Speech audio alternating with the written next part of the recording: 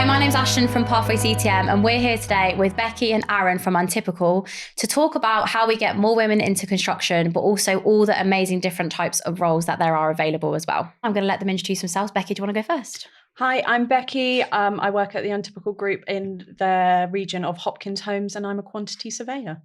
Awesome. Aaron, I work for Tillia Homes Central, and I'm currently on a site in Telford, and I'm an assistant site manager. Amazing, thank you so much. And Aaron, do you want to talk a bit about how you actually got to becoming an assistant site manager? Yeah, so I started my journey as an apprentice carpenter, and from there I was shadowing the site manager in my spare time. From there I kind of noticed that I preferred the management side of it, and I was very lucky to get an opportunity to become a trainee assistant site manager. From there I took that, and now I'm an assistant site manager. I love that. And what made you choose to go into carpentry in the first place? Like, where did that come from, that first apprenticeship? It was something that always interested me. I liked manual labour, the woodwork side of it. So it was always like a big interest to me. So it was always something that I wanted to go into. Nice. Okay, awesome. Thank you. And Becky, same question to you. How did you end up here? What have you done? So I did a slightly different route. So I went to university and I did a degree in business management, specialising in international management. Following graduating, I got a graduate scheme at a house builder where I did a rotational scheme and was able to work in all the departments.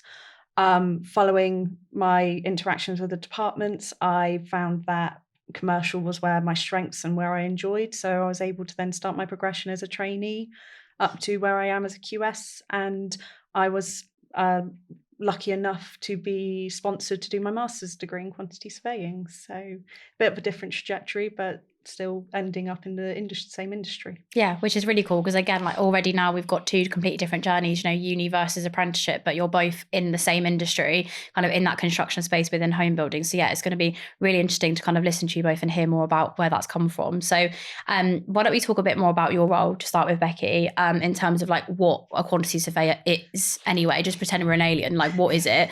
And then what does a typical day look like? You know, is it quite similar? Is it quite varied? What does that look like? Yeah, so in the commercial role as a quantity surveyor, you're focusing more on the cost elements of the projects. So looking at the budgets, looking at payments, looking at managing the costs for the entire duration of the site from the beginning of the site to the end of the site. You liaise with all the other project teams, so looking at ways you can cost betterment, value engineering, trying to find those ways to forecast and problem solve, because construction sites are different every single day. And then our key responsibilities is then reporting that back up to the management and kind of getting their feedback and what the trajectory of the site will be. And do you have a typical day, or do you do all those things kind of differently?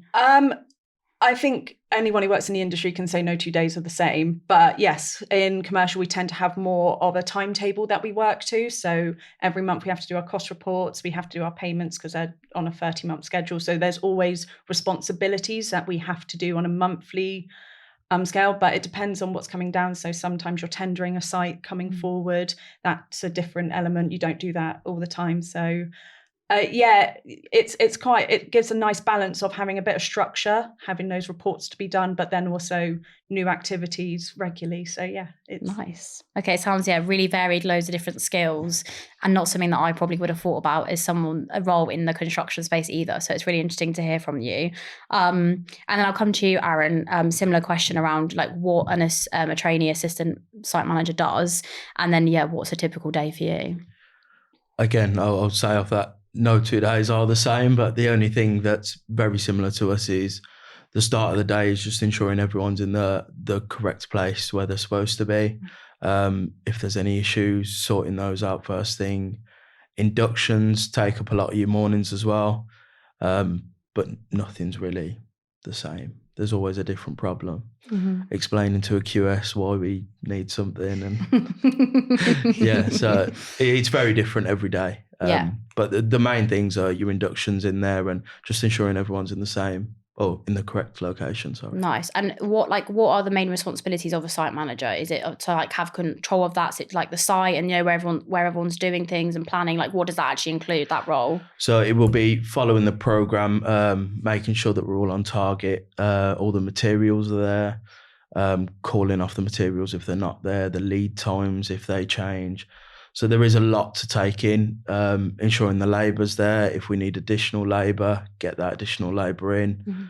Mm-hmm. So there's quite a lot of things to take into it, but once you get going, it just flows, really. Yeah, nice. Yeah. And I wonder, like, just to talk a bit more about how you went from doing a trade in carpentry to then going into management, like, just talk a bit more about that decision and kind of what appealed to you from that. Because I guess it's not something that I've heard of before as like a normal route that someone might do. So like, where did that come from? What did you see in that role that made you really want to go for that? So as an apprentice carpenter, if, for example, the trade finished at 1, I had another 3.5 hours to just do whatever I could. So I found myself shadowing the site manager at the time, and I got to see how his day was and what he would have to do. And then it started to really interest me, and I just kind of preferred doing that over the carpentry side, which does sound bad, but I really got into it, and I was actually shadowing him more than the carpentry side of it. I still passed the carpentry side of it, but it was something I couldn't look past, and I just really wanted to go for it. Yeah, and it sounds like you were really supported by the organisation as well to do that. So they let you obviously do the shadowing and then kind of supported you in that move as well, which is really cool. Yeah, to be fair, the company really did help me. They gave me opportunities, and I was very grateful for all of them. I went to different sites to see how different managers worked, and I was always in the best hands there, really. Nice. And sticking with you for a minute, talking a bit more about actually working on a construction site, what is that like and what do you enjoy about it? And you can talk about both your carpentry experience and maybe site manager, like if there are different things that made you enjoy being on site, but like, what is that experience actually like? I think for me, it's like having a second family in a way. You grow relationships with people and you get to know more about them. All of a sudden you were going to someone's 50th birthday party and you really do make a family and just friends for life, really, and you just there to support each other. I love that. Yeah. So cute. Love that. So I'll go over to you, Becky. So your role as a quantity surveyor, you're not actually based on the construction site, are you? So how does your role interact with the site team, and kind of where do you fit in that picture if you're not actually on the site with them? No, so I do still regularly pop to the sites. Sometimes it's better to just sit in there in person, talk things through. So my role is predominantly in the office.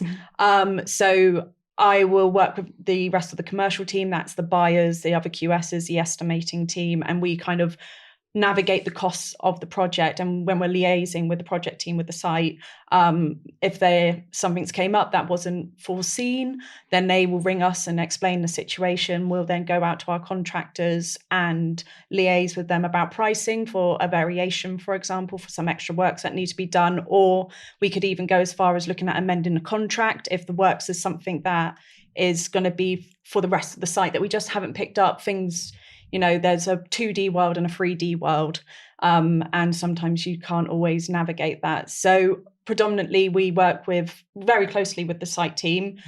We get to choose the subcontractors with obviously their input, and we basically set it all up legal wise, cost wise, and hand it over to the site team to manage it. So even though we're more office based, we work very closely with the team, and we regularly on the phone with our site management. Yeah. It sounds like all the roles in home building construction are just also interlinked with each other, and you can kind of work anywhere, but you still get that full experience and you get the opportunity to kind of see different roles in action as well. Would that be an accurate reflection of 100%? Yes. Yeah, awesome. Okay, I love that. So what career opportunities are there within the life cycle of actually the home building process? it starts off where we actually go out to buy the physical land. That can be anything from a greenfield to a brownfield, so developed and non-developed land. And you have people who are literally going out and buying the land, people who are estimating costs, and then you also got planning. So working with local authorities, getting to understanding of what their rules and regulations are for those areas. Once we've purchased that land, we then hand it over to our technical team, which is with our architects and our engineers, working closely with consultants and getting the expertise of the site that we're going to be developing. That is kind of coincide with working with my department, the commercial team. So putting together what we're going to build, so the development plan, and then costing it, liaising with subcontractors, building that budget, putting it together, and working with our buyers in the commercial team as well, ordering the materials. And then once kind of all of that admin, it's quite a lot of upfront admin, but it's, you know, extremely important for the success of the development. We bring in the site team who will then start physically building the product, and I'll let you're far better place to talk about on site, Aaron. Yeah, so when we initially move on to site, there's a lot of things we look into. So we look at a labourer, a forklift driver, assistant site manager, cleaner, and all of those are really direct people. So that there's a lot of opportunities there. Once we've initially started building, so we've done our site setup and drew everything out, where we're going to put everything, where it's going to work. We bring in the sales team then. So sales will come in, we'll launch the show home, in which we invite a lot of people in. So that's quite a big day, but my everyday interaction can be with sales, and then a lot of my site team then, so like the labourer, forklift driver and the site manager. Amazing. And then when like the house is actually built, what happens? Like, who did you pass it to someone else? Or when the house is built, so we'll have a completion day where we move the customer in, and one by one, you've met all these people that you've moved into their house. Come the end of the job, it's a bit sad to say bye to everyone. You basically created a community. So yeah, we meet a lot of people. We make a lot of friends. We've moved them in, and they're more than just people we've just moved in, because we see them every day of our lives. yeah, that's so cool. So rewarding as well, isn't it? And like when it's built, is there like a customer service team or something? So like if something's an issue, or if they want to ring up and ask any questions, like once they've moved in, is there any of those teams, do they interact with you as well? Yeah, so that would be the sales side of it. They would give them all the customer care side, so emergency contacts and things like that. But we also have an interaction with the customer care. I almost said lads again then. Customer care people who come out and they work in the houses if anything's gone wrong. So past 21 day, we tend to give it to customer care then. That's so cool that you get to meet all the people you've just built a house for. That's really interesting. I love that. I didn't know that. I've learned something new today. Amazing. Thank you both so much for like explaining that for us. And just going a bit more into how you guys got here and just kind of your journey and things. So are there any subjects you studied at school or any courses that you did that really feel like they lent themselves to where you are now? Or is it just completely different? And like, what was the reason for that? So I'll start with you, Becky, in terms of your university, or, you know, even going back to when you did your GCSEs, is there anything that kind of helped spark this interest for you? I wouldn't say there was something that sparked my interest in quantity surveying. The job itself didn't come until after university that I became aware of quantity surveying. Things that I never thought when I was learning in school I was actually going to be able to use in my everyday job. So trigonometry, remember learning that in school and going, never going to use this. And now I use this in my actual job. So it is worthwhile learning. I did business studies. So I was very fortunate to be exposed to different things like logistics, law, ethics, strategy, accounting modules. And actually, as a quantity surveyor, there are so many elements to your job where I've been able to apply the knowledge that I got from university to my job role. Again, I didn't know quantity surveying was a occupation until I finished university, but you kind of can take things that you've learned and actually apply it to your job. So we were talking about material deliveries, for example. I did logistics, just in time deliveries, making sure we're not holding loads of materials on site. That I never thought I was going to be able to apply to my actual career. And now I'm in an industry where those kind of logistics really matter. So you can do a degree in something completely different. My mentee is now doing who did a law degree. She can now apply that knowledge to our contracts and negotiations. So it's, you can learn something and still have that application in a later occupation. I think it's really fascinating when you're older, looking back and actually seeing what skills you're using, because you just have no idea when you're actually learning it. But then like when you look back on that, you just realize that actually it's going to be really useful for you moving forward, and you're glad that you learned it. So that's really cool. And yeah, Aaron, same to you. Is there kind of anything that you studied that you think has contributed, or do you feel like it's just kind of the way that it's ended up being and there's not really been a clear path, if you like, from your studies? I didn't really have a clear path, but if I went back to school, for example, I did D&T, and I'll never forget that my end exam was to build a children's toy out of wood, which obviously led me down the carpentry road. And then I took art as well, so I had to make a clay model. So it was always like manual labour, always something practical. And I think looking back now, it's definitely led me to where I am today. Maths and English, not going to say I was the best at them, but I got the grades that I needed. So everything comes into play, and like the math side of it comes in more than I know. English side of it, doing the emails as well. But there's a lot that I did in school that I didn't realise that has led me to where I am today. Yeah, so, amazing. Love that. Thank you. So I want to talk about skills in terms of what skills you feel are really prominent in your role, in terms of, with all the people that might be listening to this, learning about what a quantity surveyor and a site manager actually do. What are those skills that people can identify in themselves that they think, oh, actually, this could be a good job for me? So I don't know if you've got any examples where you can share of those types of skills, and I'll start with you, Aaron. I think from the site manager side of it, one of the biggest things for us is people skills. There's a lot of customers you speak to every day. You meet a lot of different trades, a lot of new people. You're working in what I call a family, basically, and you need to be able to just go up and talk to people. You need to be able to tell them no. You need to assert a certain type of dominance to say that I want it done this way, not your way, in a nice way, not like that though. So I think people skills is definitely up there with where the skill set is for a site manager. Amazing, thank you. And Becky? I must echo Aaron and say people skills again. Networking, kind of negotiations and bargaining, and kind of understanding there's difficult situations. More with quantity surveying, we deal a lot with data. So data analysis, looking, comparing, kind of capturing all of that information and then putting it together to actually be able to put a budget, for example, together. So you're kind of looking at your logical brain as well as the networking and people skills side as well.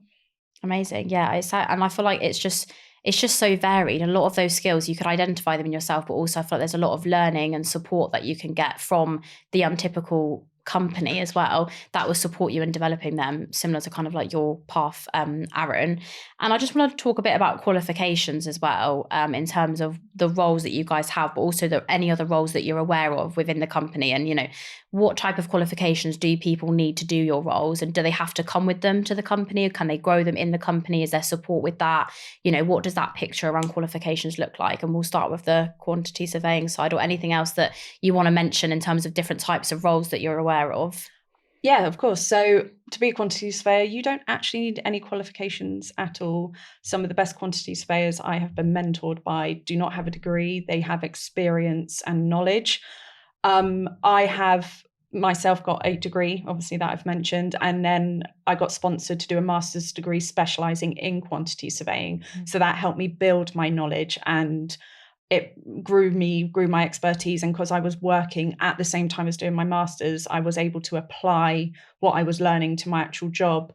My mentee, sorry, I keep mentioning her, is doing exactly the same route as me now. So not only can I grow and help her develop, but also I've been in her shoes before. I know how difficult it can be to do education at the same time as working. So I have to support her either way. But to actually get into the industry, you don't need any qualifications. You need to find a company that's willing to support you and help you set you up on the right pathway for your strengths, for what you find interesting. You, as an individual, can go to them and go, I find, X role really interesting, and they can put you on a right path to help you develop that. So no, you don't need anything, but you can get to the place you want to be with the right support. And it just really sounds like there's just a job for everyone. Like in this kind of industry, there's just something, any skill set that you've got, if you're interested in this kind of construction, home building space, it's just a job for anyone, which I think is really cool as well. And Aaron, same to you as well. And kind of the carpentry, obviously it was an apprenticeship. This was an entry level role, but then I guess you didn't have qualifications to be a site manager. You kind of found that inspiration, I guess, and found that passion while you were working there. So yeah, do you have any other comment around the qualifications needed to actually be in the industry? So pretty similar to what Becky said. You don't need anything to initially start the apprenticeship. I was lucky enough to have my maths and English, but when you initially start the job role, they can put you forward to the maths and English on the college course. I was through to my MBQ4, but the company, they put me through first aid, fire marshal, SMSTS. So I didn't really have anything. I was supported and put through everything, and there was times where I thought that maybe I'm not good enough for this, basically. And it was at the end of the courses, they were like, yeah, you've done it, basically, you passed it. So with the support from Tilly Holmes, Untypical, I found myself where I am today, and I would never look back, and I'll definitely do more courses and do it all over again. I love that. And what is SMSTS? Because I've never heard of that. So what is that? If you know what that acronym stands for. Don't put me on the spot because I can't remember the acronym. Don't look at me. But what is the topic? Like, what's it about? So it's all about the site management side of it. So as a manager, you need to know if people are being unsafe. It's basically around health and safety predominantly. So there's a lot to look at from a management point of view. Like, if I see people messing about, am I just going to let them carry on, or am I going to do something about it? Yeah. If there's not a safe walkway in, where to put the walkways, why to put it there. There's a lot that goes into it. I just can't remember the acronym. That's fine, no worries. Thank you for that.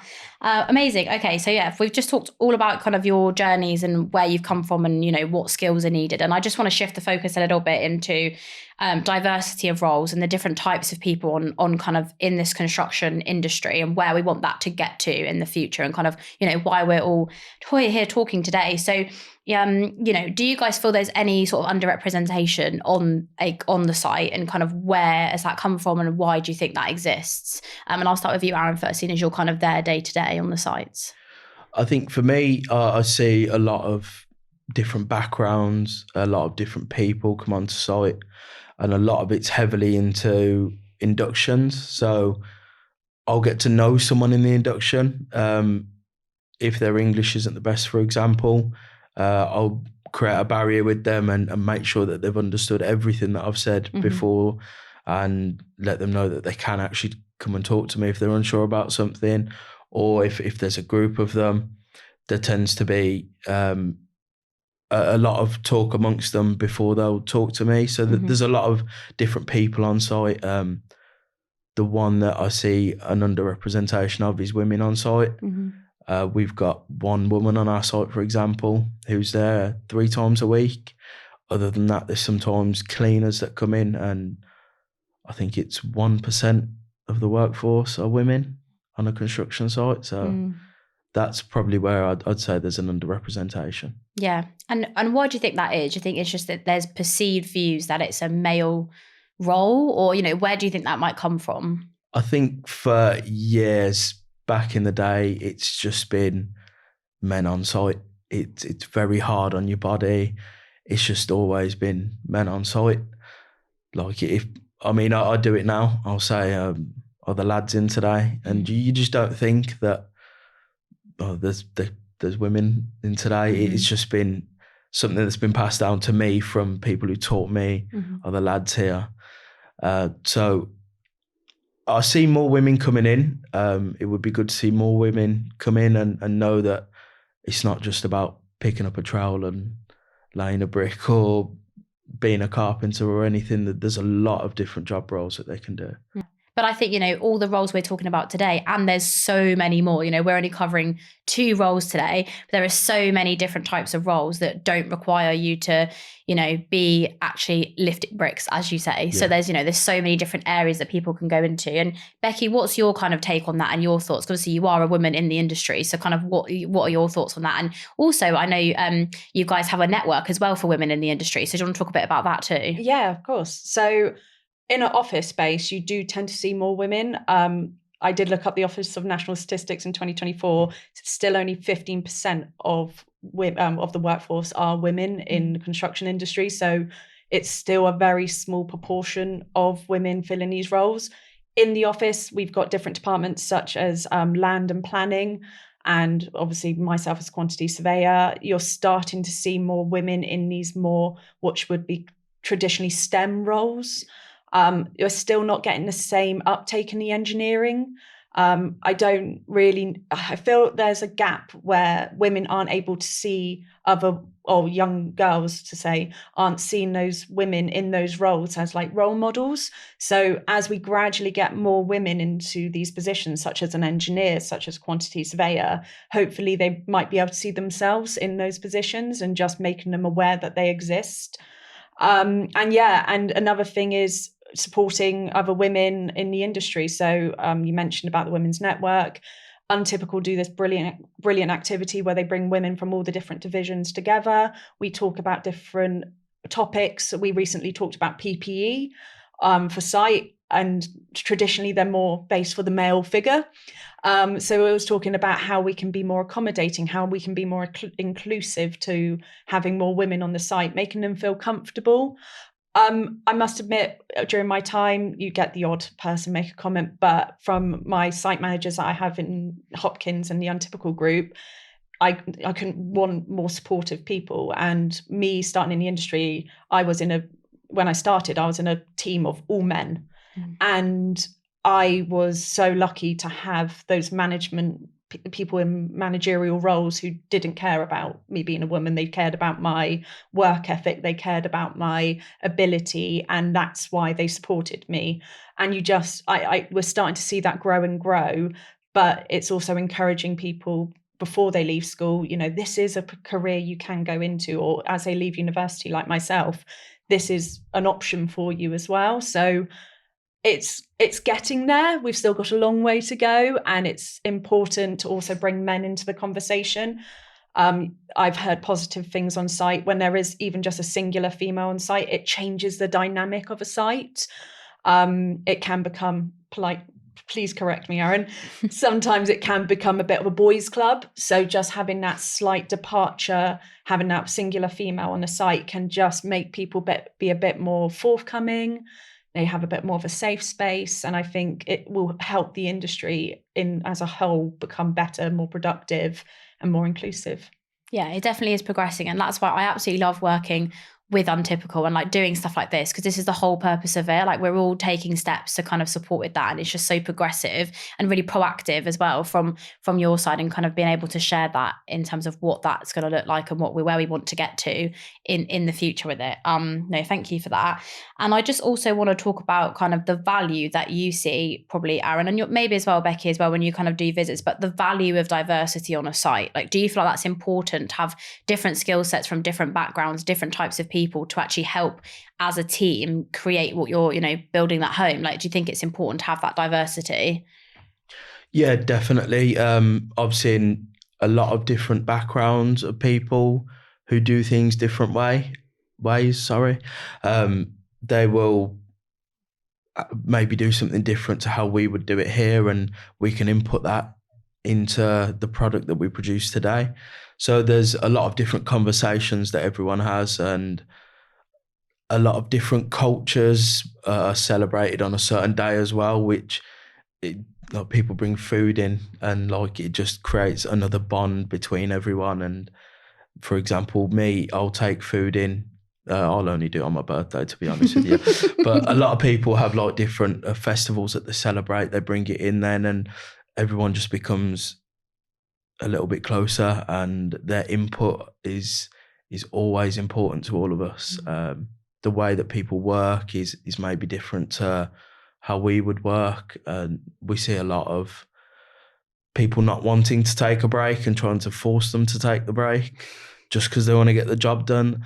A lot of people's mentality is very different to what you see every day. So yeah. Yeah. Amazing. Thank you. And any other comment on that from your side, Becky? Yeah, definitely. I think there's another side of it where if you took architects and engineers, if you have a male and a female, they may look at the design differently, and that will definitely contribute. So when you're designing a new house type, for example, a man might use a house differently to a woman. So what's the proximity to the closest toilet downstairs if you've got young children?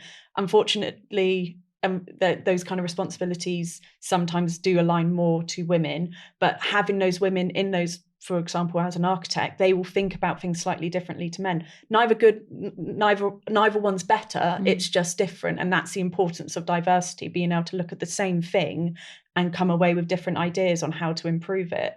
And I think there's a real emphasis of putting more women in roles to look at the same things and go, how can this be done differently? Or how can we improve it? Or, sometimes you become kind of narrow visioned with your ideas, and you've, as you said, different people from different backgrounds approach things differently. So it's really important to increase that diversity in the workplace. 100%. Awesome. No, thank you so much for both of you sharing your views on that. I think it's really important to have that conversation, but also to support all the people listening to this and, thinking about if this is a role for them and an industry for them, sharing that picture of where we're currently at, but also all the work that everyone's doing to improve that and bring that forward.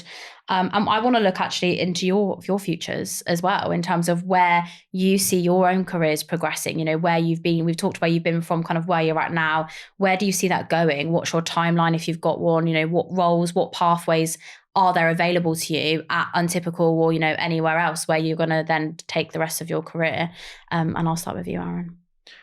I hopefully would like to do my level 6 now and go up to site manager from assistant. Hopefully from there progress on to a level 7.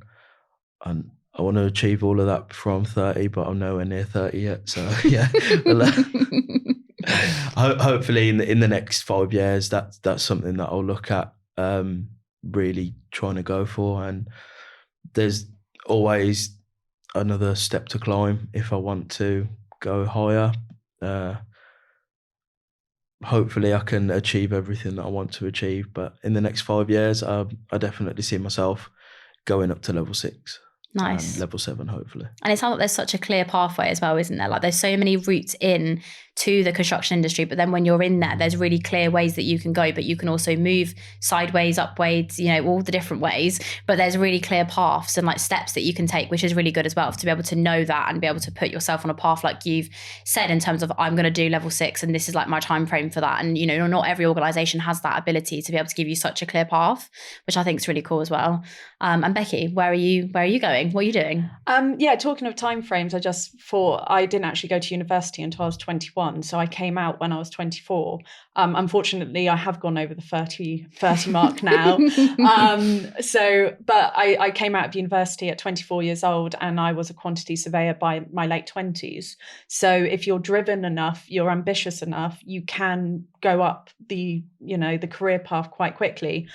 For me personally, I'm now kind of mentoring my trainee quantity surveyor. That's going to contribute to me hopefully being a leader and a manager in Untypical or beyond in the future. There's other things. I feel like I'm done with my education at this point. However, there's also charterships. So CIOB, RICS, which is Royal Institute of Chartered Surveyors. There's still ways you can better yourself, that you can advance yourself. So even though I feel like I've got I feel like I've done enough essays now. There's still other qualifications that you can go out there, become part of other institutions. Again, putting more women in those institutions is just going to help drive that increase of diversity. So I don't know formally my path. I've got an idea of where I want to go, and I've just got to make sure I make the right steps and also pass on. I was lucky to have people support me, and it's time for me to also pass that on to the next people coming through as well. Absolutely love that. And you two know way more than I do, because I don't know where I'm going. So that's amazing. Thank you both so much.